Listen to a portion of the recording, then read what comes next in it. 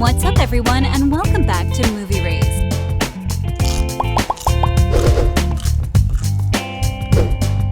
William and Simon were given new obstacles in the second installment of the hit Netflix show Young Royals, with the season 2 leaving us on a couple of cliffhangers and several big questions. With its accurate representation of teens in the LGBTQ+ community, fans demand a third season. So, is the Young Royals Season 3 happening? Young Royals is without a doubt one of the greatest TV shows to be released on Netflix in the last couple of years. The only problem with the series is that both seasons so far consist of only 6 episodes. There will be, however, another problem that might occur if Netflix decides not to renew the show for yet another continuation. Försöker bara gå vidare. Jag märker det. This means that Netflix is yet to greenlight Season 3 of Young Royals, but this doesn't mean they'll cancel it. The success of Season 2 certainly ensures another continuation, and since the show features a great cast ensemble, well-developed characters, and an amazing plot filled with slow-burn romances, the renewal announcement should come in a second. The fact that Season 2 left us with a major cliffhanger also promises that Season 3 will happen. So when should we expect to see the new episodes? Well, there was almost a year and a half between Season 1 and Season 2, but this is because the second installment was created during the peak of the pandemic. And now that the film industry is no longer suffering so much because of it, we should expect to see the third installment earlier. But according to most reports, the third installment will likely have a winter 2023 release date. But if Netflix waits a bit longer to announce a renewal, we might see a third season sometime in 2024. The streaming giant typically announces new seasons a month after its continuation airs.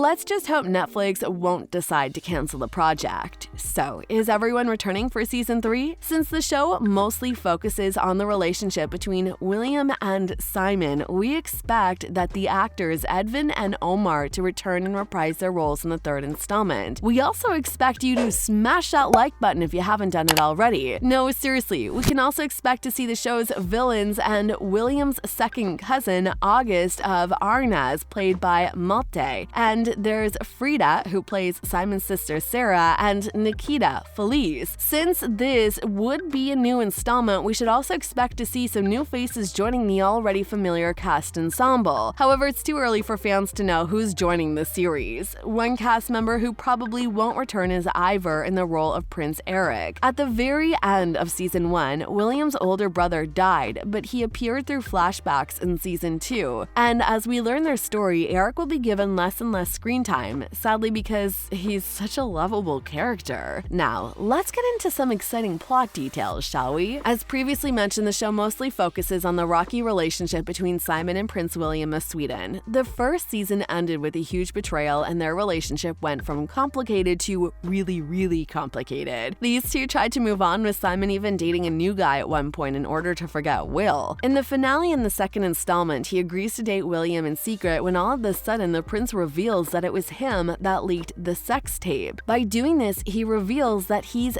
gay, and, well, he also reveals that he's in a relationship with Simon. So how does the couple's future look now? Well, pretty uncertain to say the least. The second season actually ended on a good note, with the couple's future looking brighter than it did back in Season 1. But even if Simon and William start dating publicly in the third installment, we don't think their relationship will last because, let's face it, this is a drama series, and the drama won't stop until the very final episode of the series. Shortly after the premiere of the Season 2, Digital Spy did an interview with Omar, the actor that plays Simon, and asked him about his hopes and storylines for a potential third season. He said, "That is so hard because it can go in so many directions. I have a lot of ideas. Here's a fun fact. According to the actor, he has the freedom to be included in the writing department, and his ideas will be given consideration." Me and Lisa, the head writer, we went to sit down and talk about what we see and what we feel and the ideas and what's actually going to happen in the story. I feel like it was a lot clearer for me when it came to Season 2. It was like, this happened in Season 1, this can happen in Season 2. With Season 3, it's like, now we are talking. Now it's getting real. Whatever the case, it looks like Omar strongly believes that his character and Simon will enjoy their relationship for some time until they're given new obstacles. As previously said, this is a drama, meaning that the only thing that will happen for for sure is, well, drama. But what makes Young Royals so special? Well, for starters, this is not your typical a boy meets girl, falls in love, gets into a big fight, and everything works out towards the end type of drama. This is much more than that, which is why the show is so successful and popular. It's rare. It has well-developed characters, and even though it mostly focuses on William and Simon, we still don't feel like the other characters are being left out. The first season of the Swedish queer romance drama was released in July 2021 on Netflix. It received a lot of critical acclaim from both fans and critics all over the world. Queer-themed movies and shows are a thing nowadays, and most of them feature the same storylines, which leads to the same similar twists. But Young Royals comes as a fresh product. The fact is that it accurately shows how teenagers behave in daily life, and that makes the show so relatable, which only brings us to the first show in which the actors behave like actual teenagers. Do you ever get super exhausted when you see a 30-year-old cast in a teen role? Another thing that bothers me is how most teen roles are featured as these perfect people who have the perfect skin, the perfect mindset, and the perfect routine, when in reality, teens are a bit different. Det var liksom bättre att inte veta.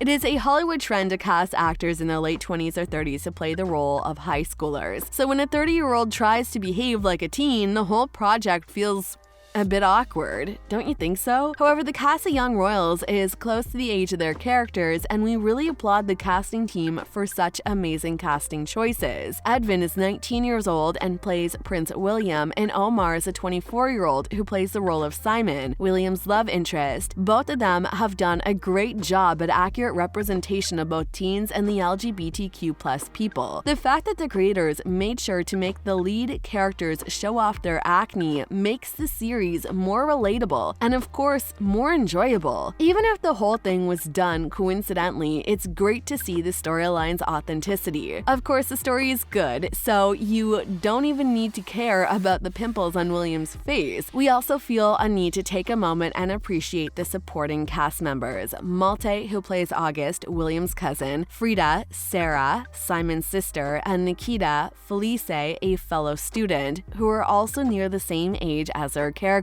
According to Netflix, you need to smash that subscribe button and notification bell so you'll never miss any of our videos in the future. And of course, the creators made sure to focus on each and every character, not only on the lead couple, because after all, each of these characters takes a great part in the lead couple's life. Do you guys think the show deserves to go beyond its second installment? Because we do. We'll see you in the next video.